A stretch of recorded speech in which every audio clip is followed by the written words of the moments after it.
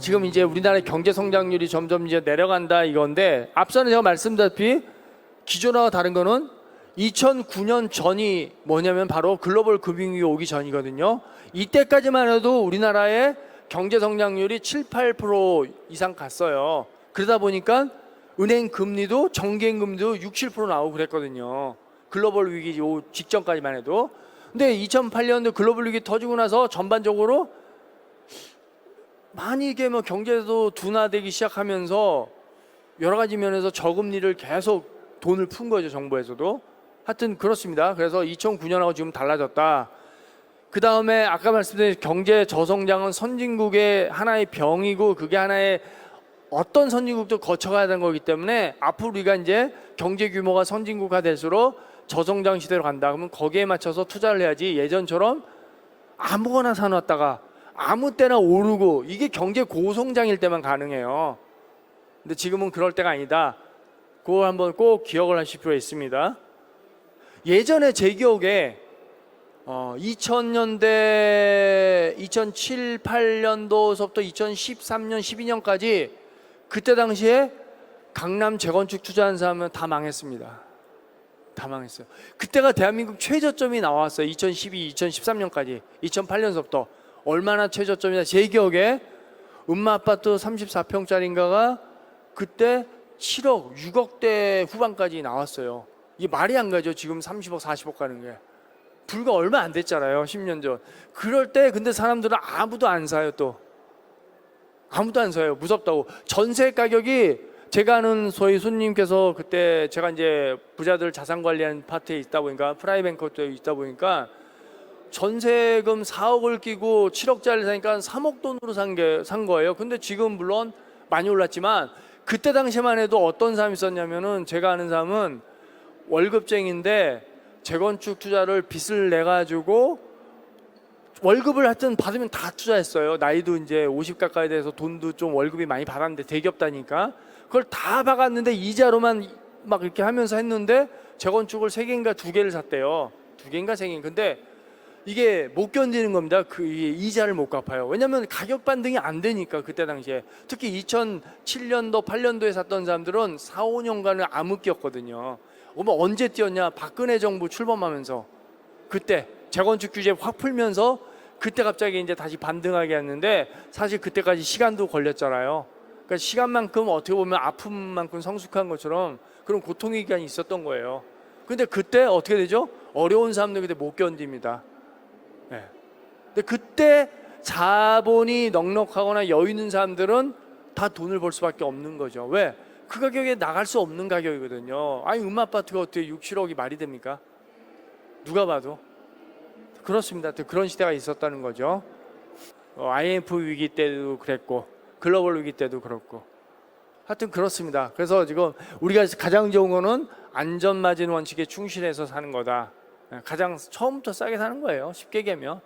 근데 그럴 때 우리가 자산가들이 많이 노리는 매물 중에 하나가 뭐가 있냐면 상속 매물이라고 있어요. 들어보셨나요? 네. 어떤 조그만 상가든 건물이든 뭐 부동산을 가지고 있어요. 고가 아파트든. 어느 날 갑자기 상속을 받았습니다. 그 자녀분들이. 자녀분들이에요. 한 명이 아니라는 거죠. 여러 명이에요. 그러면은 어떻게 되죠? 근데 상속세를 내야 될 거 아닙니까? 특히 그 고가일수록. 근데 그거를 낼 돈이 없어요. 그 중에는 형제 한두 명은 어렵게 살고 한두 명은 잘 살아요. 그러면 그걸 가지고 어떻게 할 겁니까? 결국은 팔아야 돼요. 그러다 보면 어떻게 되죠? 제값 절대 못 받습니다. 그래서 이런 매물들이 시세보다 보통 한 10% 이상 쌉니다. 20%까지도 싼 거고 있고. 그러니까 이런 것도 어떻게 보면 특히 그 상가 빌딩이라든지 고가 상가 이런 것들을 할 때 이런 걸 많이 보통 활용하더라고요. 제가 해서 그렇게 해서 사는데 제가 도움을 컨설팅을 한 분들도 계시는데, 그 제 기억에 그 여기 광진구 쪽에 대로변에 있는 건데요. 그 광진구 구이동인가요? 뭐 하여튼 대로변이 있지 않습니까?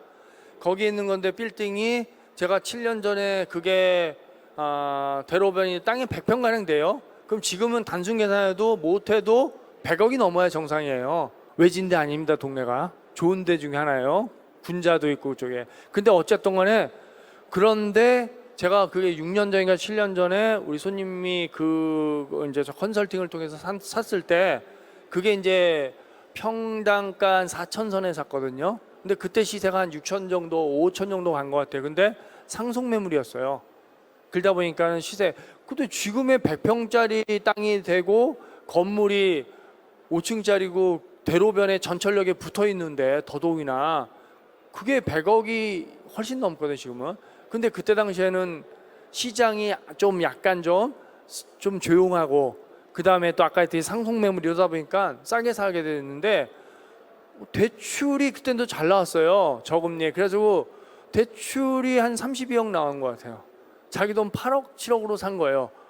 이제 그런 것들이, 이런 사례들이 저는 직접 경험해 봤는데 이런 것들이 이제 7, 8년대 100억이 되는 거잖아요. 이게 바로 이제 언론에서 이제 서장훈 씨가 이제 하는 투자 방법 중에 하나일 거예요. 뭐냐면은 좋은 상가 빌딩 싸게 대출을 활용해서 사면은 그게 이제 레버리지 효과가 어마어마하거든요. 그래서 뭐 부동산 재벌이라고 해서 언론에서 계속 나오죠. 빌딩 재벌. 이제 그렇게 해서 제가 알기로는 산 것 같아요. 레버리지를 많이 활용해서. 근데 그때는 그게 가능했거든요. 근데 마찬가지로 싸게 살 수만 있다면 지금도 가능합니다. 그러니까는 대출이 이제 예전보다는 덜 나오는 건 있지만 어차피 뭐 대출이자가 지금 높기 때문에 그거는 자기 자본을 더 좀 태우시고 이렇게 하시면 충분히 가능할 수도 있습니다. 그리고 이제 제가 네 번째로 말씀드린 게 뭐냐면 우리가 가공을 하라고 제가 말씀드렸잖아요. 부동산을. 이거 뭐냐면은 빌딩 같은 게 특히 꼬마 빌딩 같은 경우에 제가 많은 경험을 해보는데 이게 원래 그대로 하면은 대부분이 상권이 아주 좋은 곳에 있는 빌딩들 중에 꼬마 빌딩 중에 첫 번째 가면은 좀 허름해요.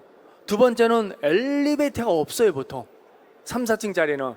그러다 보니까 이게 어떻게 보면 좋은 자리에 있는 상가 건물이 제 빛을 발휘 못하고 있어요. 근데 요즘에 사람들이 이제 이 리모델링한 걸 많이 알게 됐거든요.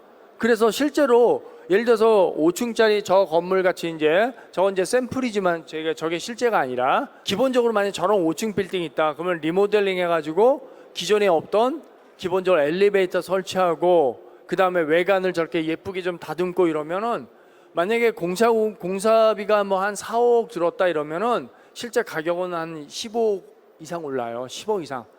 새 건물이면 더 좋겠지만 그러면 공사비만 15억, 20억 가니까 그래서 리모델링을 많이 활용합니다. 근데 리모델링 할 때는 첫 번째, 두 번째 가장 중요한 게 뭐냐면은 건물은 노후화돼도 아무 상관없어요. 어차피 다시 골경만 있으면 돼요. 근데 제일 중요한 건 뭐냐면은 결국 뭐죠? 상권이에요, 상권. 네. 상권이 없는 데다가 산속에다가 아름답게 멋있게 지어봤자 아무도 안 옵니다. 근데 그런 게 만약에 이태원 경리단에 있고 저기 성수동에 있고 이러면은 빛이 확 나는 거예요. 그래서 어떤 분들은 성수동에 허름한 그런 것만 찾아다녀요. 그리고 거기다가 이제 예쁘게 이렇게 딱 지면 젊은 층들 2030이 와서 명소가 되고 빌딩 값은 그 사이에 더블이 되는 거예요. 이런 것들은 충분히 현실적인 것 같아요. 제가 보기에는. 근데 그게 하려면 기본적으로 발품은 많이 파셔야 됩니다. 발품. 찾아다녀야 되잖아요. 상권이 좋은지도 분석해야 되고. 네. 그런 노력은 필요합니다. 그러니까 신축을 하면 좋을 수도 있지만 신축하는데 요즘에 공사원가가 엄청 오른 거 아시죠? 공사원가가 저희가 보기에는 최소 50에서 80% 올랐어요. 그러면은 꼬마 빌딩 하나 짓는데 예전 같으면은 10억 들인다 이러면은 땅이 있을 때 건축공사비 10억이라면 지금은 15억, 20억이 든다는 얘기잖아요. 왜? 평당가로 얘기하면 500이면 질 수 있는 근린상가 건물이 지금은 800만 원, 1000만 원 부르는 데도 있대요. 그럼 이거 뭐 지어가지고 어떻게 감당할 겁니까? 그럴 때 오히려 리모델링이 더 빛이 날 수도 있는 거죠. 리모델링은 비용이 훨씬 적거든요. 2, 3억이면 되는 거니까. 외관 고치고 엘베만 설치하면 되니까. 이런 것들도 충분히 우리가 생각해 볼 필요가 있어요. 오늘 우리가 계속 이거 뭐 예쁜고 멋있고 이런 것만 해서 비싸게 사는 게 아니라 가능성 있는 거를 이렇게 좀 꾸밀 필요가 있다는 거죠. 제가 보기에 이런 것들이 근데 정말 좀 생각해 볼 분들은 이렇게 충분히 하시는 게 맞는 것 같아요. 지금은 더더욱이나 요즘 세상에 비싸게 사가지고 더 비싸게 팔기 어려우니까 지금은. 근데 토지도 그런 게 있습니다. 토지도 리모델링이란 말 못 들어보신 적 있죠? 쉽게 하면 정지 작업하는 거예요.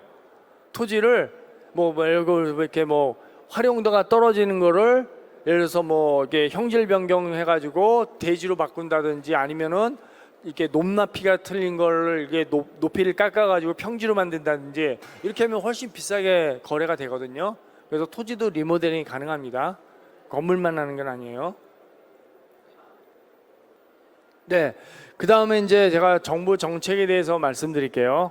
자, 정부 정책이 우리나라에서는 뭐 우리가 부동산 시장에서는 정부 정책을 논하기 전에 부동산 순환 주기라는 걸 알아야 되는데 통상 부동산 주기가 교과서적으로는 15년에서 20년이라고 말했는데 실질적으로 10년이라고 얘기도 합니다. 근데 제가 보기에는 우리나라 현재는 5년이에요.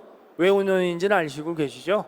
네, 정부가 5년마다 바뀔 수 있기 때문에 부동산 정책도 이게 꼭 정책이 묘하게 우리가 반대로 항상 가더라고요. 네, 5년 뒤에 이랬으면 5년 뒤엔 이렇고 5년 뒤에 이렇고 그러다 보니까 이렇게 자꾸 위아래로 이렇게 가는 거예요. 이런 거를 정부 정책을 잘만 활용하면은 괜찮은 메리트가 있어요. 과거에 우리가 주택임대사업자 등록하는 거 알고 계셨죠? 그때 다주택자 분들이 아파트님을 이렇게 많이 가지고 계신 분들이 10채, 20채, 100채 가지고 있는 사람도 다 주택임대사업자 하면은 어떻게 되죠? 8년 뒤에 팔면 되고 4년 뒤에 팔면 되는데 어찌 됐든 간에 내 입장에서 세금을 뭐 과하게 중과 안 받고 종부세 대체 이런 거 다 면제받고 이러니까 그때 해놓은 사람들은 그대로 집값 폭등했을 때 엄청난 혜택을 봤어요. 그래가지고 오히려 그래도 문제가 됐었잖아요. 지금 이제 그래가지고 그걸 앞에 문재인 정부에서 이제 다시 이제 없애는 방향으로 거의 갔죠. 사실상 없어졌어요. 근데 지금 또 다시 또 살리는 분위기잖아요. 그러니까 이런 정부 정책을 적절하게 활용할 필요가 있어요. 시장이 안 좋으니까 지금 약간 띄우려는 것도 있고요. 지금의 부동산 시장 정책에서 가장 핫한 거는 재건축입니다. 재개발 재건축이라고 얘기하는데 물론 맞습니다. 재개발 재건축 우리가 주거환경 정비 사업이라서 둘 다 똑같은데 틀린 거는 지금 재건축이라는 데가 기본적으로 더 많은 규제가 있었어요. 재건축 초과이익 환수제 같은 거 그런 것들이 다 재개발은 해당이 없잖아요. 재건축인데 뭐 전매 제한도 그렇고 전반적으로 그래서 재건축에 대한 규제를 많이 풀 겁니다. 당연히 지금은 공급을 늘려야 되기 때문에 정부 정책이고 그래서 그런 것들을 충분히 활용할 필요가 있고요. 제가 뭐 다른 데서도 말씀드리지만 일단은 재건축은 어떤 데가 가장 좋은 데냐 하면은 땅값이 비싼 데예요. 답이 나왔죠. 그러면 그 다음에 또 하나 힌트 가르쳐 줄까요? 다 재건축 투자하시다면 강남에 근접한 곳이 좋습니다. 뭐 다 안다고요? 다 알지만은 잘 생각해 보면 이게 우리나라 1기 신도시가 지금 재건축 대상이 이제 될 거예요. 예전에는 40년이었기 때문에 안 됐는데 이게 30년으로 이제 바뀌잖아요. 재건축 1기 신도시 특별법까지 만들잖아 이제. 그거는 공표했으니까 만들 겁니다. 그러면 어떻게 되죠? 재건축을 배폭 늘릴 수 있는데 그 중에서도 1기 신도시라는 곳이 우리가 많이 있잖아요. 그렇죠? 일산도 있고 평촌, 뭐 삼본, 뭐 분당, 과천, 뭐죠 저기 어디냐? 갑자기 저기 부천 상동인가 몇 군데 이렇게 있어요. 중동인가 하여튼 몇 군데 있는데 그런 재건축들의 특징이 뭐냐면은 이거를 잘 보시는 게 용적률 차이가 다 있어요. 그래서 용적률이 좋은데 용적률이 좋다는 건 뭐죠? 용적률이 낮아야 되겠죠. 우리가 저층 아파트들이 많은 곳이 유리한 겁니다. 재건축은 그런 것들 중에 하나가 이제 분당이에요, 사실은. 그래서 많은 사람들이 있는데 기본적으로 과천이 뜬 이유도 과천이 걱정했는데 생각보다 잘 나가는 이유도 강남하고 가깝다고는 이유잖아요. 그러니까 기본적으로 대한민국의 지도상은 경부고속도로 라인이고 경부고속도로에서 강남 라인이라고 생각하시면 돼요. 항상 판교도 강남 때문에 뜨는 거고 광교도 경부고속 라인이고 또 역시 강남 접근성이 신분당선으로 생겼기 때문에 하는 거예요. 그러니까 예를 들어서 같은 값이다 이러면은 강남 접근성이 좋은 곳이 그 다음 순위입니다. 강남 재건축이 안 되면은 강남 재건축 엄청 비싸죠. 현대아파트 이런 것들은. 예. 그러면 그 다음엔 접근성이 가까운 데가 메리트가 있는 것 같아요. 제 생각입니다. 팁을 드리자면. 그래서 정부 정책이 중요할 것 같습니다.